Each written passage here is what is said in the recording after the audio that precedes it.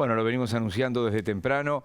Está con nosotros Eduardo Bottinelli, director de Factum. Eduardo, bienvenido. ¿Qué tal? Buenas noches, ¿cómo estás? Bueno, me imagino la expectativa que hay además del otro lado en nuestra teleaudiencia en todo el país. Esta es la última encuesta de Factum, la última, y no habrá otra, obviamente, no hay tiempo razonable. Exactamente, es la última que hacemos previo a al 27 de marzo, cuando se va a realizar el referéndum.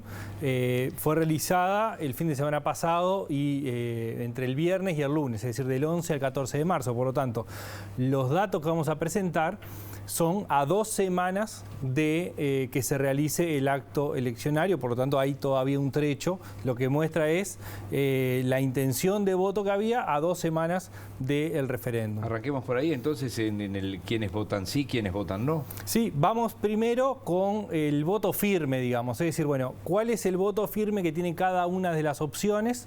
El voto seguro, digamos, ¿no? Bueno, lo que tenemos es que el 36% de las personas tienen la intención de votar en el próximo referéndum del 27 de marzo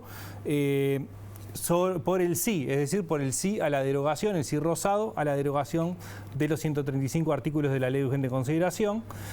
Hay un 41% que elige en forma segura votar al no.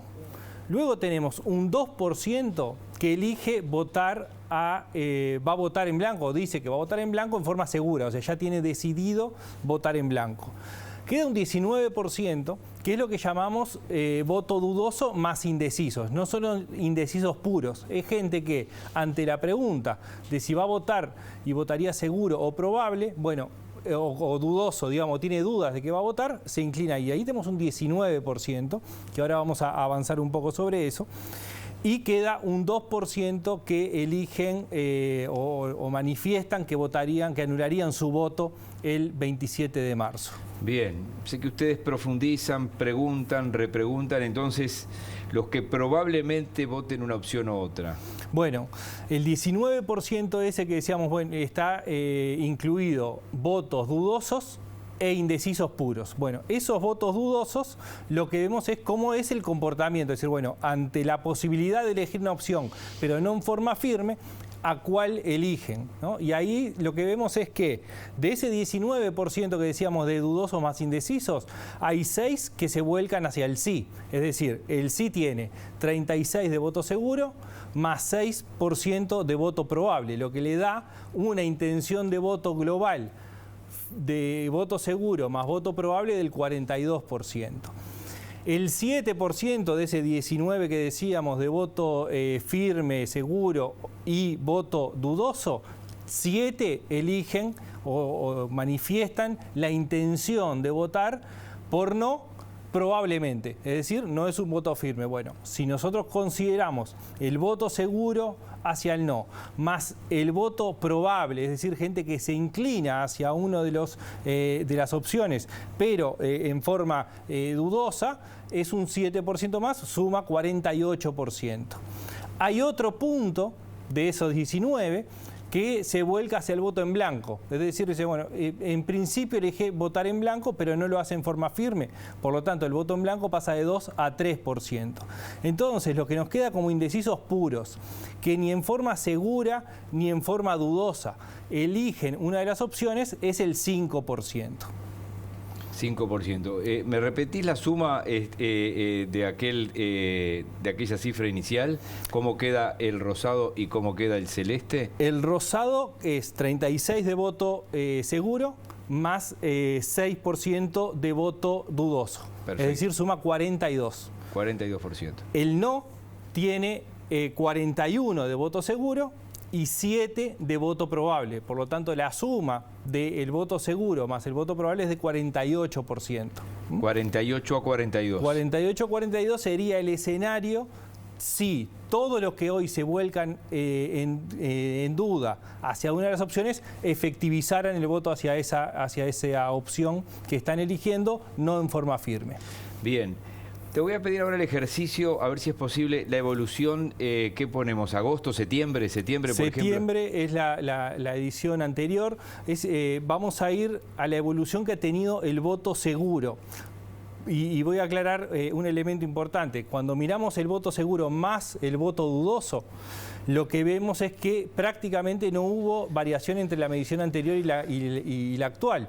Hubo un punto de movimientos, un punto a favor del sí, un punto menos para el no. Es decir, son variaciones todo dentro de los márgenes. De error, ¿no? Y además, la medición de septiembre y noviembre no recogía el voto en blanco y anulado, y después sí. Exactamente, el voto en blanco anulado. Y el voto en blanco se comporta junto con el no. Entonces, lo que vamos a ver, la evolución entera, es de lo que fue el voto firme. El voto firme, ¿qué es lo que muestra? Que de septiembre a febrero, quienes se inclinaban por el no, crecieron muy levemente. Es decir, cuando miramos medición a medición, está dentro de los márgenes de error lo que se movió. Pero era una línea que iba consolidando un crecimiento lento pero sistemático en las 3 mediciones hasta febrero, y que ahora, en marzo, lo que mostramos es lo que se muestra, digamos, a partir del resultado, es una estabilización, es decir, se estabiliza en el 41% de voto firme, ¿no? Esto no quiere decir que sea la intención de voto, como ya vimos que hay un conjunto de personas que se inclinan, aunque con dudas, hacia el no. Lo mismo podemos ver del sí seguro. Bueno, el sí seguro tuvo oscilaciones entre 31 y 33 puntos, pero muy firme hasta febrero, y lo que vemos es que logra capitalizar en este mes la firmeza en el voto. No hay un crecimiento cuando miramos el voto firme más el voto dudoso. Lo que se ve es que solidifica la intención de voto hacia la firmeza, que estaba en el 32% de la medición anterior y pasa al 36%, ¿no? Este proceso donde el voto queda más firme, lo que hace es bajar el porcentaje de dudosos, que pasan del 22% que teníamos en la medición anterior al 19% que tenemos en la actual. Bien, yo te podría preguntar, me lo anoté además, ¿qué podemos decir de esto? Del otro lado, la gente lo que está diciendo, preguntarle a ver si ya está. Así en español antiguo. Sí. Bueno, a ver, lo primero es que aparece un escenario donde nos movemos en un entorno que es competitivo, que tiene una ventaja hacia el mantenimiento de la ley. Eso es como primer elemento, ¿no? Es decir, las tendencias son claras en que es favorable al mantenimiento de la ley, pero que es en un entorno competitivo. Es decir, no es, no sé, 7-3, por poner un ejemplo, ¿no?, aplastante, ¿no? Lo que vemos a lo largo de las mediciones es que hay una estabilidad en la intención de voto cuando miramos el voto firme más el voto dudoso. Eso, a lo largo de las mediciones, no se ha movido en forma contundente, ni digamos, todos los movimientos están dentro de los márgenes de error. Es decir, hay una estabilidad muy fuerte en el voto firme más el dudoso y leves cambios en la firmeza. Lo vimos en el gráfico anterior, que el no tenía pequeños aumentos sistemáticos a lo largo de las 4 mediciones que hicimos, y el sí, que estaba muy estable, logra una recuperación ahora, pero mantenemos un nivel de votos dudosos e indecisos que dejan el escenario abierto. Es decir, el traspaso de un lado para el otro de esos votos dudosos modifica el escenario. Y justamente al tratarse de una elección binaria, cualquier movimiento que se realiza nos lleva a tener moderación con respecto a los análisis y responder tu pregunta en forma contundente. Es decir, bueno, ¿qué es lo que pasa? No solamente las distancias son relativamente cortas, sino que los movimientos, cuando son opciones binarias, tienen un efecto doble, que es que cuando una opción pierde un punto, la gana el otro. Por lo tanto, el efecto es de 2 puntos. No es que uno pierde hacia cualquier otro lado, sino que una distancia se puede ampliar o reducir 2 puntos con el movimiento de uno. Es decir, porque uno pasa al otro. O se mueven 2 y la distancia se agranda o se achica 4, ¿no? Entonces, eso hace que los movimientos puedan ser mucho más fuertes. Lo otro, decía al comienzo, esta medición fue hecha 2 semanas antes de que efectivamente se realice el referéndum.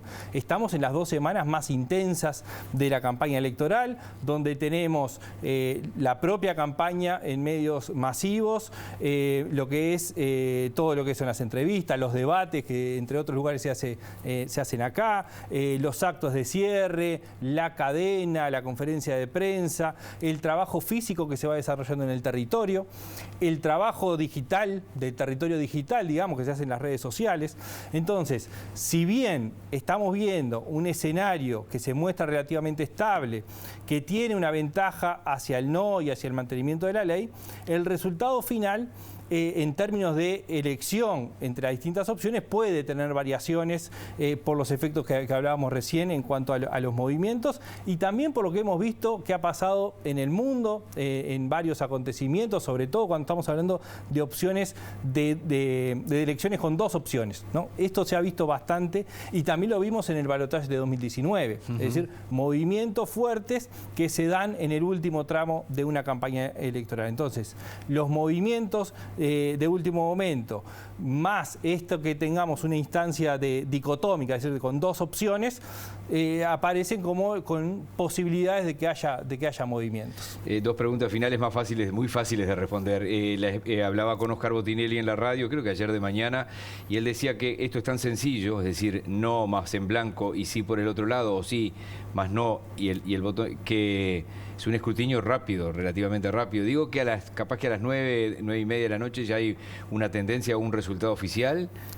Bueno, las estimaciones de la Corte Electoral son un poco más tardes, pero probablemente sea esperando el cierre del escrutinio, es decir, probablemente sí. Tener ya un 90, un 95%. Sí. Quizás pueda haber mesas que se tranquen por la discusión del voto en blanco y anulado, ¿no? Es decir, por la fineza que hay en algunos casos, si se considera un voto en blanco o un voto anulado. Por más que los criterios son claros, después cuando se está en la mesa y abriendo los sobres, empieza la discusión, porque están los delegados de cada una de las opciones. Sí, porque que ojalá que conozcan la reglamentación, porque esto del voto en blanco cambió hace unos 25 años, lo hablamos con Oscar Botinelli hace tanto tiempo.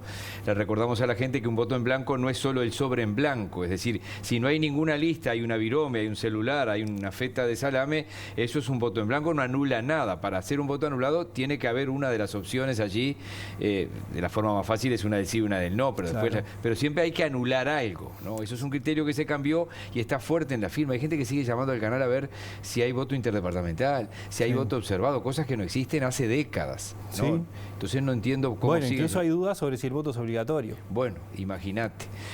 Hoy lo que sí se confirmó, porque nos llegó oficialmente la agenda rosada, esto es un detalle menor o no tan menor, el Comando del Sí convoca oficialmente el jueves 24 concurrir al estadio para alentar a la selección. ¿No? Entonces, el tema es si convoca a concurrir, porque esto se llama agenda rosada, ¿no? Entonces el tema es si se convoca a concurrir de rosado. Hoy decía en broma un conocido periodista deportivo, va a ser el único día que alguna parte de la hinchada no gritará "soy celeste", para hinchar cantarán otra cosa. Bueno, se ha puesto quizás hasta demasiado énfasis en este punto de los dos lados, pero y se ha dado la discusión incluso porque en el partido anterior de Uruguay se prohibió la entrada con indumentaria o con referencias políticas. No se puede entrar con camiseta ni de Peñarol Nacional, pero acá dice concurrir al estadio con rosado para alentar la selección. Esto dice textualmente, capaz que de repente la producción y la dirección nos puede poner al aire en algún momento. La gente dice concurrir al estadio con rosado para alentar a la selección. Sí. La agenda rosada lo dice textualmente. Después ponemos en pantalla esto porque lo dice textualmente. Al estadio no podés entrar con camiseta de Peñarol Nacional el jueves que viene. Claro. Y no se podía entrar con identificaciones políticas. Eso fue un Pero una camisa rosada es identificación política. El tema es, claro. Yo tengo una Herin rosada, ¿es una identificación política? No, por supuesto que no. O sea, no se puede prohibir el uso de un color por usarlo, digamos. El tema es la identificación. En poco rato en la página de BTV Noticias, en el canal de YouTube de BTV Noticias y también en la página de Factum va a estar subido esto. Así que muchísimas gracias. Por favor. Y nos vamos a reencontrar la semana que viene y van a participar obviamente el presidente de Factum, Oscar Botinelli, y el director de Factum en la transmisión especial del domingo 27. Gracias por hoy. Gracias a ti.